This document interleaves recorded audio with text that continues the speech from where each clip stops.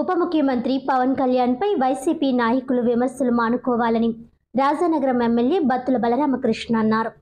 రాజమండ్రిలో MLA Battula Balaramakrishna media ప్రతినిధుల సమావేశంలో మాట్లాడారు.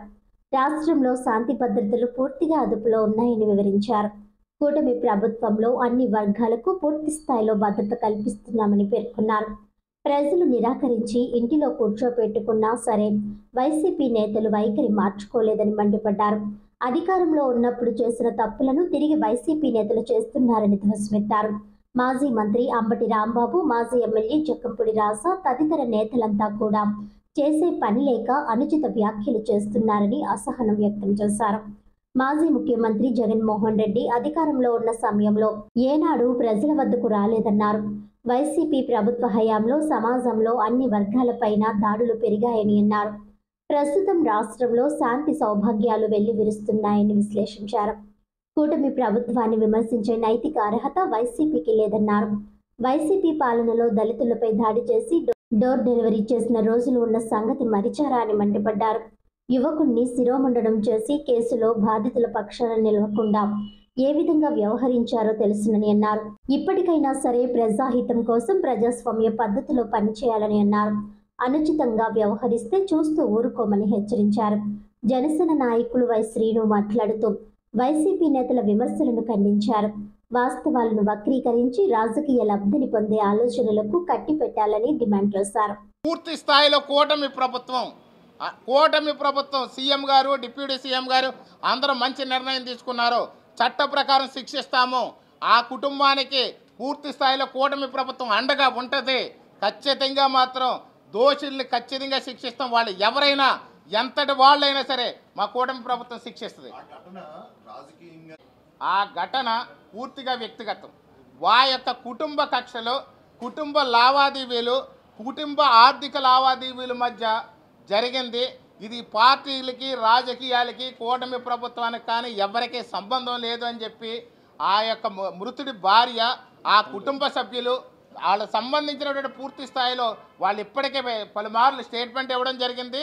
కానీ దానికి ప్రభుత్వ పరంగా ఒక రాజకీయ కోణంలో వాళ్ళు చూస్తున్నారు తప్ప ఈ యొక్క ప్రతిపక్షం కానీ ప్రతిపక్ష వైసీపీ నాయకులు నిజానికైతే కుటుంబం ఎక్కడైనా మాకు తెలుగుదేశం వల్ల ఇబ్బంది జరిగింది, జనసేన పార్టీ వల్ల ఇబ్బంది జరిగింది, లేదా ప్రభుత్వం వల్ల ఇబ్బంది జరిగిందని వాళ్ళు ఎక్కడైనా మాట్లాడారా?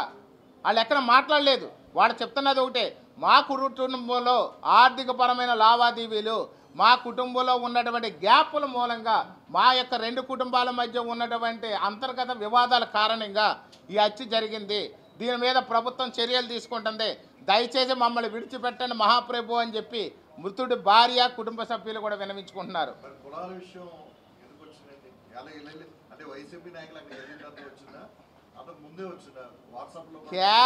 కేవలం కులం అనేది తీసుకొచ్చింది వైసీపీ నాయకులు. అక్కడికి వెళ్ళి కూర్చొని లేనిది రుద్ది, వాళ్ళకి మొదటి నుంచి అలవాటు, వాళ్ళకి లేనిది ఉన్నట్టుగా చూపించడానికి ప్రయత్నం చేస్తారు. గతం 5 ఏళ్ళు కూడా వాళ్ళు నమ్మారు. ప్రజలు నిజమేమో అనుకుని నమ్మారు కానీ ఇప్పుడు నమ్మే పరిస్థితిలో లేరు. అసలు కులం అనే దానికి ఇక్కడ కులాల మధ్య ఎక్కడ జరిగినాయండి? కులాల మధ్య అంటే 2 కులాలు కొట్టుకుంటారో లేదా 2 వర్గాల కింద కొట్టుకుంటారు. కానీ ఇక్కడ కులాలు లేవు. కేవలం ఒక హత్య జరిగింది. ఆ హత్య జరిగితే మనిషి చనిపోయాడు. అతనికి కూడా మా యొక్క జనసేన పార్టీ తరఫున, అలాగే కూటమి ప్రభుత్వం తరఫున కూడా మేము ప్రగాఢ సానుభూతిని తెలియజేస్తున్నాం. కుటుంబానికి అండగా ఉంటాం. కానీ అలాంటివి కూడా జరగకూడదు. ఖచ్చితంగా జరిగింది. చట్టపరంగా చర్యలు తీసుకుంటున్నాం. అలాగే అతను శిక్షిస్తాం. అలాగే అతను ఎంతటి వాడైనా సరే శిక్షిస్తాం. కానీ వీళ్ళు కావాలని ఈ యొక్క రాజకీయ లబ్ధి కోసం మేము ఇంకా ఉన్నాము అని చెప్పి చెప్పడం కోసమే కేవలం వీళ్ళంతా కులాన్ని అందులో ఆపాదించి అక్కడ ఒక హత్య, కులాలకు సంబంధించిన హత్యగా వాళ్ళు మాట్లాడుతున్నారు. సార్ వాళ్ళకి ఏమి లేదు సార్. గత 5 ఏళ్ళు కూడా వాళ్ళ యొక్క ప్రభుత్వంలో ఉన్నంతకాలం వాళ్ళు ఎంతసేపు వాళ్ళ పరిపాలనను విస్మరించి, ఆంధ్రప్రదేశ్ ప్రజల యొక్క బాగోగులను విస్మరించి, అభివృద్ధి సంక్షేమం విస్మరించి కేవలం మిగిలిన వాళ్ళు తెడుతూ, విధ్వంసం చేస్తూ, ఎక్కడ అసాంఘిక కార్యక్రమాలు చేస్తూనే గడిపారు. ఇప్పుడు కూడా వాళ్ళకి అలవాటు అయిపోయి అదే అసాంఘిక కార్యక్రమాలు, అదే విధ్వంసం చేయాలని చూస్తున్నారు. కానీ కూటమి ప్రభుత్వం కానివ్వండి, ముఖ్యంగా ఉప ముఖ్యమంత్రి వర్యులు జనసేన పార్టీ అధ్యక్షులు పవన్ కళ్యాణ్ గారి తరఫున జన సైనికులు వీర మహిళలు కూడా ఏ విధంగానే కూడా ఉపేక్షించాం.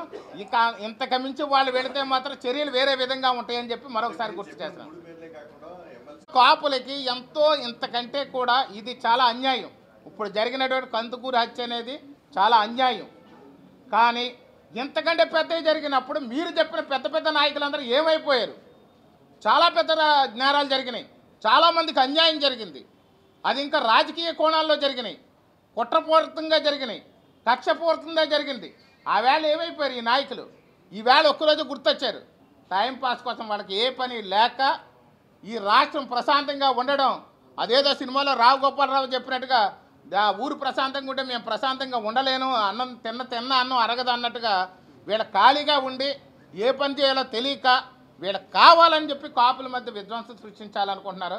కానీ కాపు నాయకులు, కాపు సంఘాలు కూడా వాళ్ళని 1% కూడా వాళ్ళ మాట నమ్మే ఆలోచనలో ఎవరో లేరు. ఎందుకంటే నిజం అందరి కళ్ళ ముందు కనిపిస్తుంది. యావత్ భారతదేశం ఉంది. ఈరోజు ఎక్కడో గుప్పుడులో పట్టుకుని కూర్చుంటే ఆగదు. గ్లోబల్గా అన్ని విషయాలు కనపడుతున్నాయి, మీ మీడియా అంతా ఉంది. కానీ నిజమేంటో ప్రజలందరికీ తెలుసు కాబట్టి ఎవరు నమ్మే ప్రసక్తిలో లేరు, నమ్మే ఆలోచనలో కూడా లేరని చెప్పి ఈ సందర్భం తెలుసు. అమ్మ అనేది విభేదం ఎక్కడా లేదు, ఎక్కడ ఉండదో కూడా. ఏమంటే ఎక్కడ ఉన్నాయండి ఇదంతా? కొంతమంది ఇలాంటి వాళ్ళు రాజకీయ స్వలాభాల కోసం కాపు కమ్మలకి గ్యాప్లు ఉన్నాయని చెప్పి అలా సృష్టించారు. కానీ ఎక్కడ ఉంది అసలు? ఎక్కడైనా కాపులు కమ్మలు కొట్టుకున్నారా? కాపులు కమ్మలు కలిసి ఎక్కడైనా దెబ్బలాడుకున్నారా? ఎక్కడైనా తగులు ఏర్పడ్డాయా? ఎక్కడ లేవు కదా, ఎక్కడ జరగలేదు. మొదటి నుంచి ఇదొక రకమైన బాణీని అలవాటు చేశారు వాళ్ళ రాజకీయ లబ్ధి కోసం. ఆనాడు కాంగ్రెస్ ప్రభుత్వం అవనివ్వండి, నేడు వైసీపీ ప్రభుత్వం అవనివ్వండి, కాపుల కమ్మ కలిసి ఉంటే సుపరిపాలన అందిస్తారు, కాపుల కమ్మ కలిసి ఉంటే ఏమీ చేయలేం కాబట్టి ఖచ్చితంగా వీళ్ళని విడదీయాలి అనే ఉద్దేశపూర్వకంగా చేశారు తప్ప కాపులు కమ్మలు దెబ్బలాడుకున్న దాఖలాలు కానీ, కాపులకి కమ్మలకి విభేదాలు కానీ అసలు చరిత్ర పుట్టినాడు నుంచి ఈ రోజు వరకు లేదు.